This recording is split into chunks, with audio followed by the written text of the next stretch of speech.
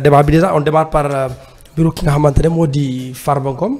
Oui. Voilà, il a été encore auditionné par le doyen des juges parquet financier bi. Par rapport ak beneen mbir bi nga xamante ne daan wat ci kanamam. lu jëm ci mbirum ay dafa laale ci affaire bande criminelle organisée. Wow, je ne sais pas si tu es au courant de cette information. Oui, c'est une évolution. Voilà. Mais en tout cas, ce que dit son avocat, par rapport à... ce sont les mêmes faits. Il n'y a pas un truc nouveau. On l'a entendu pour les mêmes faits. Sauf que cette fois-ci, on est allé cueillir Demba, on est allé cueillir Lahad ou Abdul Aziz Nian, je ne sais pas, Tal, je ne sais pas comment il appelle le tailleur là, pour justement des choses comme ça. Donc, s'ils veulent maintenant, ils vont aller prendre Bawar. Parce que ils veulent. Parce que c'est en fait l'objet. Xam nga toog nañ fii. Même caution récemment bu mujjee dugal bi dañ ko rejeté également. Xam nga toog nañ fii man la l'objet de Sonko c'est pas de récupérer de l'argent. C'est pas ça son objectif. Son objectif c'est de mettre tous ces gens-là au hors état de nuire. Il a dit dama koy tëj am wala waxul loolu yow déggoo Sonko bi mu demee Agnam moo wax loolu. nee na dama tëj. Ah waaw bi mooy seen dernier kii. campagne. waaw waxut la Diop fii ne ko bu ngeen ko falee dugg ci mbaam mi lay mujj du déggoo loolu yow ça je t'ai posé une question. ne me regarde pas là. nga ne. non pour moi c'est juste des trucs politiques maanaam peut-être. campagne d'accord admettons que c'est un truc politique. Aujourd'hui est-ce que c'est encore un truc politique. Je pense que non. Non. C'est des intentions avouées en amont et exécutées en aval. C'est ce qu'on est en train de constater. Il n'y a pas autre chose. Jambar, il n'y a pas autre chose. Et je l'avais dit, c'est-à-dire que mënu bul maye tànk dafa am xeex yoo xamante ni c'est-à-dire que bul maye tànk bul maye dara li booy di wax bu ko may tous waroo Sonko boo jàkkaarloo ak moom doo ko may dara parce que lu mu téye ci yow jël la. kon à Farba est-ce que mayewul tànk moom. non c'est que yéen biir bi la maye. wala daa maye bopp bi jëmm ji la maye. waaw parce que mënumaa ñëw ñu may jiiñ sàccu milliard. ma dem di cautionner ay milliards. Ça je ne ferai jamais de la vie. Je ferai comme Karim. en plus moom fee dafa neex yow en plus Farba moom dafa wax ni moom yéen. non fee jël na de. fee dafa neex ah. on day wax jël naa kenn dem jël na. non xam nga lu nekk da nga koy delloo ci contexte. moo tax communication dafa grave. xam nga tey ñun li ñuy waxtaanee nii. nit mun naa dagg benn affaire dagg benn partition rek yóbbu ko dugal ko ci beneen contexte am nu mu ci waxee am nu mu ko titré rek mu tekki leneen loo xamante ni du woon samay xalaat man à l'origine wala ci contexte bi ma doon waxee boobu bëgguma woon wax loolu wala waxee ma ko woon noonu du samay xalaat wala du samay wax chaque jour nga gis gars yi di repréciser la pensée et c'est important parce que dagg dugal nit mënoo cee xam intention nit ki lan la Aïssatou Diop Fall moo ko invité woon face to face ñu toog jugee waxtaan mu ne ñu ne Thierno dafa set limpide xaw ma lan blanc comme neige dafa jub moo tax mu démissionné dem mu ne ko moom am na ñun fu ñu àndoon mais jël na man jël na est-ce que c'est un délit bu fekkee loolu délit la ñëpp la ñuy tëj waaw ku jël na li nga maam yow ànd nañ nga jël ma jël waaw ku jël lu xaaral yow jaaw man ak yow ànd nañ nga jëlal ma mais ku jël lu moomul nag xaaral rek loolu beneen débat wala jël lu ñëpp bokk loolu beneen débat la xam nga waxul loolu waxul ne jël naa alalu réew mi am na fu ñu àndoon jël naa yow jaaw ànd nañ nga jël ma jël mais nag contexte bi xaaral contexte si on reste dans ce contexte là moo tax ça revient moo tax day ñëwaat si jamono bi non moo tax ma delluwaat ko foofu voilà moo tax ma delluwaat ko ci fan la doon waxee parce que dafa jël ma jël soo ko daggee yóbbuwaat ko ci beneen contexte mën naa tekki leneen loolu laa wax léegi jaawo yow je te donne un exemple man ak yow ànd nañ nga jël ma jël man ak yow nekkuñ ci maa ngi ñëw non attends il faut me laisser terminer tu vas comprendre yow ànd nañ nga dem jëlal ma est-ce à dire que tu as pris l'argent d'autrui est-ce que ça signifie que da ngaa sàcc est-ce que ça signifie que alal du réew mi nga jël je pense que non maintenant ñu ngi ko transposer ci contexte jamono bii ñu nekk aujourd'hui ñu delluwaat ñu ne non oui parce que moom daf daan jël c'est-à-dire que nous qui sommes dans la politique y compris Sonko y compris Diomaye moom dajale nañ fi ay koppar jox ko jëlul koppar yooyu leew na wala leewul fu mu jógee on sait pas politique moo bindoo noo xamante ni tey bu campagne jotee exemple man damay dem jëli ji moyen damay ñëw fii ci Sonko ñu jox ma ay tiset jox ma ay bracelet jox ma ay affaire jox ma ay yu ñuy jox nit ñi ci togg añ ak yooyu mais loolu dem naa jël naa man de ànd naa ak Diawo mos nañ dem ci Macky Sall jël naa mais lan lañ jël li ñu jël pour lan la woon ndax dañoo jël ñun alalu réew mi parce que alalu réew mi bu ñu koy jël du Farba mooy ànd ak comment il s'appelle encore Thierno Alassane dem di ko jël. yaakaaruma ko de parce que alalu réew mi dafa am fu muy jaar même bu fekkente ni dañuy supposer sàcc mais sàcc am na nu ñu koy defee ci réew mi. te l'administration bii moo koy def et la preuve force fonds Covid 19 yi riposte bi. mais am na lu mu ci wone ci ay wàllum passation de marché ci wàllum surfacturation ci wàllum entente directe loolu la rapport bi wane yu ëpp ay déggoo yoo xamante ni urgence bi moo ko wax moo ko évoqué woon mais aujourd'hui ñu ngi décrier urgence d'accord mais la façon pourquoi ça a coûté trop cher parce que ce ne sont pas les mêmes contextes dafa gën a cher boo dégloo ay ngom boo dégloo ñeneen daaj yi ñu lay wax parce que contexte bi pour transport bi dafa élevé woon xam nga man waxtaan nañ fii ma ne la tey man li may jëndee ceeb Inde transporter ko mu ñëw ba fii ma jëlee ko fii yóbbu ko à Adéane wala à Agnac Petit jaay ko fa prix bi ma ko fay mën a jaayee yemul ak prix boo xam ne moom laa koy jaayee fii nga xamante ni moo di Jaksaaw. loolu warut a mën a bokk. xam nga moo bokk. voilà mais léegi si on reste toujours sur le cas de Farba avant d'aller si mbirum Covid 19 wala bu. ak non je suis sur le cas de Farba pour expliquer un peu. parce que damay bañ li ma bëgg nga gën a leeral parce que da nga évoqué mbirum contexte. parce que si je me trompe pas ci ni nga ko waxee maanaam Farba a été invité dans une émission di wax par exemple ñuy jéem a par exemple di blanchir ki nga xamante ne moo di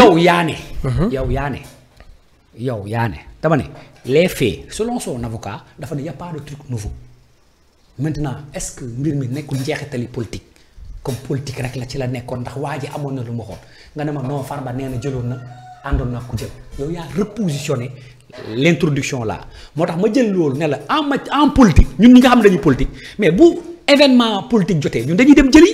ok ci loolu laa nekk di ba tey je suis pas sorti. ok vas-y alors. maanaam on était en train de blanchir en quelque sorte Thierno Alassane Sall soi-disant moom àndul ak gars yi moom dafa set moo tax mu démissionné gën ci gars yi pour Farba mu bëgg xam loo Sénégalais ni c'est pas nuñ ko yaakaaree set noonu la setee parce que ñoom ñoo ànd nañ jël. La réponse c'est ça la question c'est de Thierno Alassane Sall dafa démissionné ndaxte moom dafa set si je ne me suis pas trompé si say propos. loolu da may wax wala da may laaj. non si de savoir si bu dee juum ma si sa kaddu léegi nii Thierno Alassane Sall on lui a posé la question muy tontu. soi-disant Thierno Alassane Sall dafa set. je reprends moo tax mu démissionné. léegi nag Farba Ngom en répondant dafa set de. dama ne dañoo nekkoon ci benn contexte boo xamante ni Thierno Alassane dafa démissionné. sur les questions pétrole xaw ma signature signé wu ma. ci lu ñu dégg ci information waxaguma set ak tilim mais Farba bi ñu ko invité ci émission mu toog dafa ne moom dem na jël na waa ji jël na loolu vidéo yi ñëpp ko seetaan. mais jël naa boobu ndax c'était dans le cadre illégal ndax bu fekkoonte ni alalu réew mi la Farba mooy war a ki ànd ak Thierno pour ñu dem jël yi. deux questions léegi admettons que jëli la. ma ne la est-ce que du jëlim politique la Farba doon wax. parce que politique nag qui veut tuer son chien l'accuse de rage gis nañ ko fii ba tey les gens ils vous taxent de n'importe quoi juste pour vous dénigrer ou vous mettre en prison. donc ma indi ñett yooyu ban la ci doon c'est juste analyse bu may def selon les faits yi ma am parce que mën na nekk lii mën na nekk lii mën na nekk loo xamante ni tamit ànd jëli politique la. parce que ñun ay politique bu événement politique jotee ay campagne wala ay élection wala nangam parfois il nous est demandé d'aller prendre des moyens et on les fait. am na ñoo xam ne aussi dañ lañ dajale xaalis ñu indi jox la. on l'a fait pour comment il s'appelle encore Ousmane Sonko on l'a fait aussi pour beaucoup d'autres gens. mais qualité de maanaam qualificatif. de il est blanc ou il n'est pas blanc loolu en tout cas dans le contexte bi Farba doon waxee c'était benn contexte boo xamante ni il a voulu peut-être montrer des choses lan la mën na nekk bii dénigrement kese parce que ànduñ politique. wala mën naa nekk jëlim politique wala mën naa nekk beneen jëli boo xamante ni peut-être qu'on ne sait pas lan la ci qu'est-ce qu'il en est réellement. Moi je pense que voilà quoi, je donne ma langue au chat. Et que ces gens-là devraient être peut-être écoutés dans le fond. Voilà. Parce que Farba pourrait comme mu ngi ci PJF. léegi on parle de fond. si je reste toujours sur cas Farba bi comme ni nga ko waxee sànq en fait Farba Kaw man pour man ça paraît un peu compliqué dans le sens où par exemple ñu koy jiñ par exemple jëlum affaire xaalis comme ni nga ko waxee sànq ñu koy wax waxu xaalis mooy cautionné par exemple. ay milliards. Ça je vais dire que c'était une mauvaise idée. loolu déjà c'est une mauvaise idée. te boo delluwaat dans l'histoire ce sont ses propos quand il dit que jël naa. maanaam jël naa kenn xamul ban. léegi da ngaa bëgg a dajale loolu ne daal Farba def la yow. non parce que je suis en train de vous sur une question. maanaam Farba ci dans le passé moo doon wax ni par exemple jël naa. léegi jël boobu da nga bëgg a wax ne sàcc Farba dafa sàcc. quand il dit jël naa. dafa sàcc il redevient aujourd'hui ñu ne ko par exemple da nga détourné xaalis mu ñëw di cautionner ay milliards. est-ce que layal ko dans le sens où pour dire que c'est seulement un dossier politique est-ce que ça paraît pas compliqué foofu la. léegi voilà léegi ma lay laaj ndax Farba bi mu waxee jël naa jël bi sàcc la woon. je pose que des questions je réponds pas. jël bi sàcc la du sàcc. non mënuma xam su fekkee. da ngaa indi boobu indi ñaari collé ko bokk teg ko sama kanam. waaw léegi nag man dama koy teg xaajale. waaw bi ma ko tax ma koy xaajale mooy bi nga wax njëkk a wax. dara leeru la ci leeru ma sàcc la am du sàcc. ba pare wax naa le pourquoi gëmu ko. mooy mën a nekk dénigrement mooy mën a nekk des fonds politiques yu ñu demoon jëli ji. mën a nekk leneen loo xamante man xaw ma ko.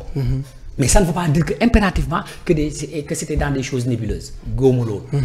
contexte bi ñu nekk toog naa fii ma ne la Pastef li mu devancer les opposants di leen ci gagner tout le temps mooy le combat de l'opinion il faut que l'opposition s'organise se réinvente et anticipe sur ce combat de l'opinion là te joxe naa yu bari dem naa ci ay rencontres ay communicants yi moo invité ak nangam sur les stratégies nangam surtout les opposants ak yooyu mais on leur a dit de communiquer mais de communiquer de façon légère. parce que communication tey maanaam tey bu ma la doon wax. exemple nga créer benn tour ci contexte. tey boo la waxee benn tour wu télé di nga ma jox tour boo xam ne neex naa capter neex naa waxee mais ku ko dégg dina xam ne am na connotation information média. parce que boo ko génnee ñoo xam ne lii ça renvoie à la télé. aux médias en tout cas am na tey boo xamoon benn boutique bu ñu doon ubbi fii mais di nga ne affaire bi lan lañ ci kii ñàkkul dara la am na lépp. wala lan bu fekkee restaurant la mooy saf na neex. mooy nangam c'est des noms yoo xamante ni en communication ça dafay neex ak dégg ba pare dafay neex ak jàllale. je dis à ces gens-là mais attendez essayez autant que se peut de flirter dans ces avec ces mots-là xam nga xamante ni par moment booy dañ koy mën a def ay challenge mais ils ont compris qu'il fallait anticiper sur ça et qu'est-ce que j'avais dit pour Farba avant d'avancer. que ni un courtier quelqu'un profilé comme courtier tey soo demoon xurunaar pour reprendre defe naa lu la waxoon nga fekk benn maire buy caaf gerte saaf yor kuddu ci noiram nga noo jonkoon ci wetam ne ko maire xam nga courtier mu ne la jaaw mii courtier la loo bëggoon néeg wala kër nangam sangam nga ne ko waaw man de non courtier da laa bëgg a def ndax courtier moom ay milliards la ñuy am loolu laa waxoon fii. bu ñu revoir les vidéos ma ne ko maire bi xoolal bu la ñemee kuddu ci noir la lay ñuus. parce que da nga koo yeb parce que moom courtier bi mu xam mooy bu mi la ci koñ bi di encaisser 2000 francs ak 3e mois moom courtier boobu la xam. mais léegi yéen nan ngeen di def ba opinion bi xam ne JP Morgan bi état sénégalais dem mu dimbale leen ba utal leen ay eurobond mais JP Morgan boobu courtier la. nga ne ko moom Ousmane Sonko mi bokkoon ci dossier 94R yi ay audio fuité na génn moom voix am nee nañ ci la nekk muy demander benn 12%. mu 12 milliards du total bu fekkee jot na ko. mais loolu courtage la le courtage c'est pas du délit maanaam du loi terewut loolu. lu am la. léegi nag mën na leen fexe leen yéen ngeen di communiquer ci loolu mais ngeen jël ay affaires yoo xamante ni sur des mots yu léger yoo mën a yoo xam ne nii booy mën nañ ko def ay challenge mais après lu bëri ñëw na. lu bëri ñëw na ay paix ay yeneen affaire ay yeneen yu bëri na yoo xam ne nii ñëwaat na Delia ñëw na yeneen nag yeneen ñëw nañ ay bi ma ci gën a neex. mooy benn image yi génn ñu wax alhamdulilah beneen image génn ñu wax alhamdulilah beneen image génn.